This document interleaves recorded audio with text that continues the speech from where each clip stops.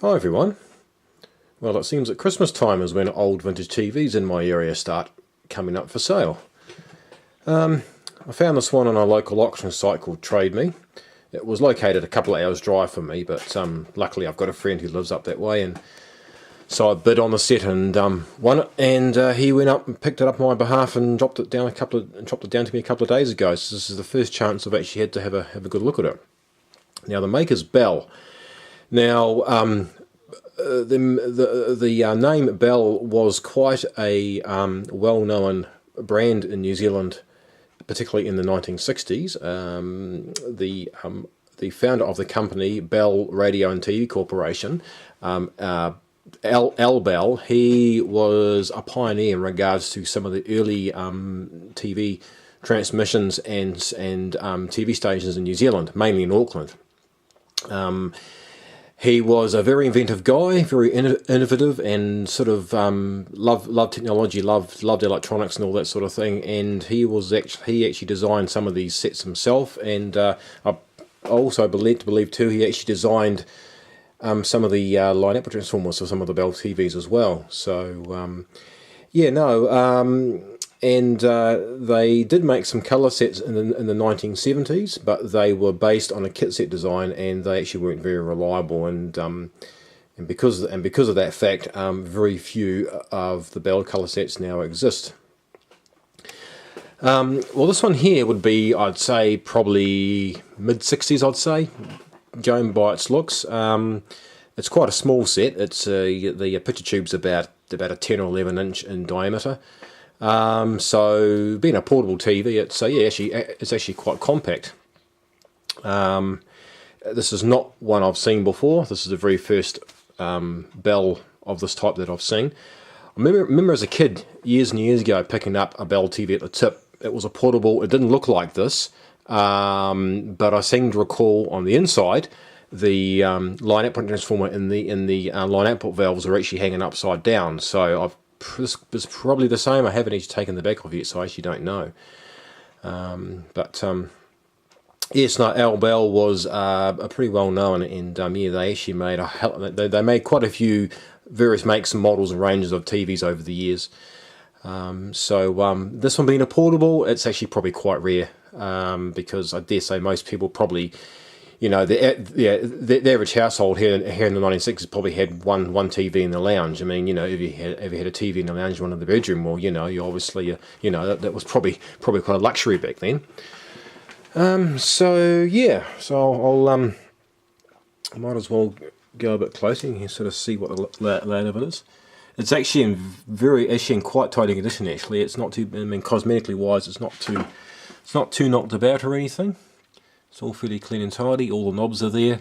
I've noticed some of the silver paints come off the Super Fringe Deluxe. I don't know. Obviously, it's a. I mean, New Zealand has got a lot of hills and mountains, and obviously it's just obviously that was probably just an advertising feature. Probably the set probably operated quite normally in fringe areas. It was probably nothing startling. That's the brand name there. I don't know if this has any correlation to the American Bell logo at all. I'm not too sure. Maybe some of you American viewers might know. I don't think there's any sort of English sort of influence here to looks and design. To me, it sort of looks more sort of American sort of style to me, but I could be wrong. It's got that sort of vinyl on metal sort of covered with vents in the backs and the sides and the top. It's obviously being somewhere a bit of dampness because all the it's got a bit rusty on the top there, and the antenna's the same too. This still actually, it still actually works. That's handy. It still works okay. It's all good. Yeah, quite a nifty little set. I actually quite like it. It's quite neat. So I'll move moving around at the other side. Oh, here we go. There's a crack there. You could probably actually glue that in. It's not too major. The screws have got a bit. Some of those screws haven't been disturbed for years. It actually makes it look quite rusty. Okay. Well, yeah, it's a bit cracked there, but we'll worry about that later. The fact that it's not broken or smashed is a bonus. Alright, let's see the front of the thing. These controls work. Yeah, that works. Oh, it's a ball. It's a bit stiff. The fine tuning is a bit stiff. And what about the... Oh, okay. Well, that works, doesn't it? Okay, the actual plastic, so the spline's actually totally gone, so I could probably actually fix it up okay. Contrast is alright. Oh yeah, those controls are really stiff. Yeah, that's probably why that one's probably, if I put some pressure on it, if I put some downward pressure on the knob, I can actually turn the potentiometer shaft, but obviously they'll need all lubing up and cleaning and so forth. Yeah, no, even the on-off switch is, there's a slight delay. You've got to give it a bit of a wiggle to get it to go. I've got a sinking suspicion this set probably hasn't been going for a very long time. As is the case with most of these sets, you know, most of these old TVs now that have managed to actually survive this far, probably been tucked away in a cupboard or a wardrobe for probably 20, 30 years. You know, mainly old people, you know, who actually hang on to these things. I do know this was part of a deceased estate, so it must have been an old person, must have found it in an old person's house. So, you know, it seems to be the norm these days.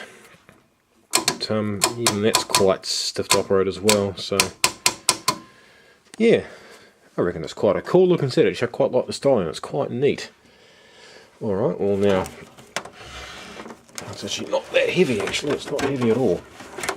The power cord out of the way. Okay. Oh, it's called a it's called a Bellroy 11. So, okay, obviously 11's probably the size of the tube, so it's probably a 10-inch bloody piece of tube anyway. So, what have we got here? Danger high voltage. Here we are. Bell Radio Television Corp, Auckland, New Zealand, model TV204. That'll be the chassis. That'll cross-reference to the chassis and also cross-reference back to the circuit in my television servicing manual, in my big television circuit book. Yeah, made in New Zealand, 230 volts, 150 VA. So yeah, at least the back's there, which is a bonus. And there's your antenna there. Whip. There's your external. Okay. That's all cool. Alright, well I guess I'll grab a screwdriver and just a second, I'll grab a screwdriver and I'll take the screwdriver and remove the back.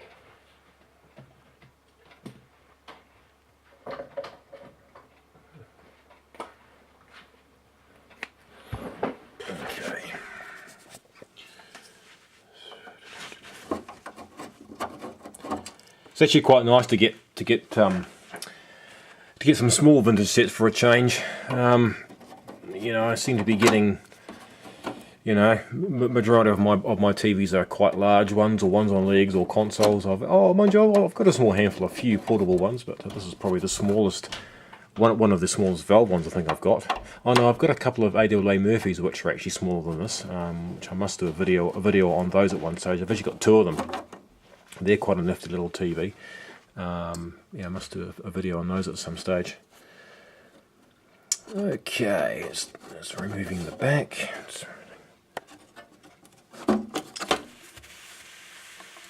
Ha ha ha, I was right, look at that.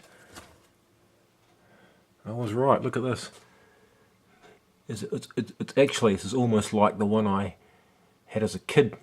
When I dragged it from the tip. I mean, we're talking 25 years ago here. I'm only going by my memory, but I do remember having the line output tubes hanging up down exactly the same as that, and that one has gone to air. So I wonder if that's what put it out of service all those years ago. It wouldn't surprise me. Well, there you go. That could be 1967, 23rd. Of day of 67, I don't know, or 2nd of the 3rd 67, I don't know. Hey, look at that. That tuner says licensed by Standard Colesman USA. So that's something any of you American guys recognise? Here, let me know. Look at that. Yeah. Oh, so it's got a American US style tuner on it. Far out. This is cool. This is not a set I've ever worked on or seen before. It's quite neat.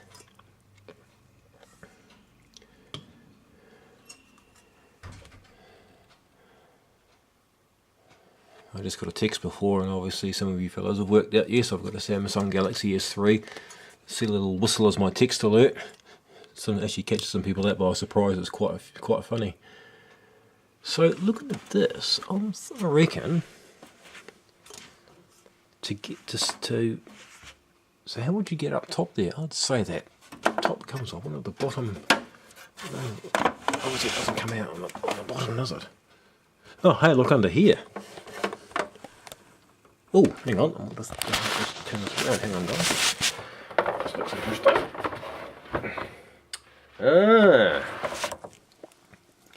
Well. They've actually got the component layout underneath on here. Hang on, I'm just gonna. Jeez. Hang on, I'll just put this thing on its. I'll just put it straight on its back. It's not actually going to damage anything. Wow. And look at that. It's got the tube layout and component layout, location and everything. What the heck? So what have we got here? We've got PCF 201, PCF 200 with video F and AGC, PFL 200, video output and sync separator, PFL 200 sound IF line oscillator, PCL 86 audio amp and output, PCL 85 frame output and frame oscillator and output. Okay, so we've got a handful of P-series valves in there. So obviously this must come off. Revealing the circuit board, I'd say. Looking at that, but that's really good. Actually, good having that actual. So actually, when you're working on the set, you can have this bottom cover next to you, and you can actually just when you're replacing components, you can quite easily cross-reference back to a certain cross-reference back to an area on the board that you're working on. Oh, I reckon that's quite neat. That's cool. I like that. Right, I'll put it up on its. Put it up around the right way.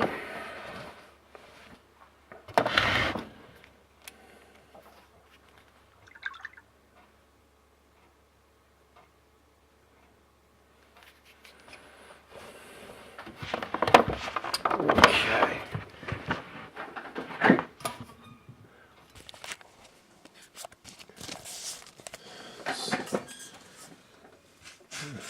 Look at this. Jeez.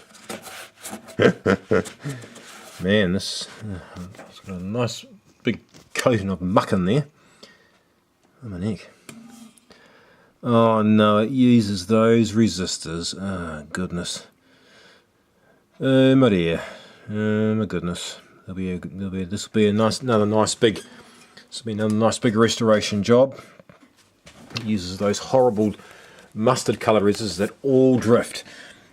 Oh. You might remember the AWA 35 series, which I did. If you look back from some of my older videos, you'll find the AWA Super Signal has these same resistors in here. Yeah, these things are shocking for drifting. Wow. Oh man, I don't want to disturb that too much. I'll end up starting to sneeze. Yeah, these horrible little insidious things. So every single one of those will probably be high as a kite. But that's interesting. Now, it's got P-series valves in it, generally used in transformerless TVs, basically series wired arrangements, but it's got a power transformer. So it must have must have some, what's in here? PY88, and it's probably PL81. Okay, so why has it got a power transformer in here then? It's using P-series valves, which is interesting. I guess I better have a look at the circuit and see exactly why that is, or why they've decided to use P-series valves. There's a great big drop in resistor there. I don't know whether that's to do with the line stage or anything. Oh, that's part of the, looks like it might be part of the high voltage circuit, I'd say. Yeah, I wonder when this thing last had power on it. I'd love to know. Well, it's got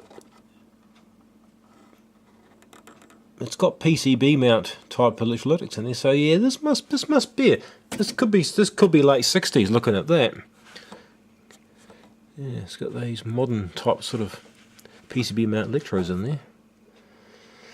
Okay, well, I might just put the camera down and see, because to me it looks like maybe these screws, to me, probably hold the cover on. Looking at this. Oh, okay, it's got a crack there too. I have to be very careful when I take that off. Alright, well, I'll put the camera down and I'll take the top cover off so we can actually have a better look inside.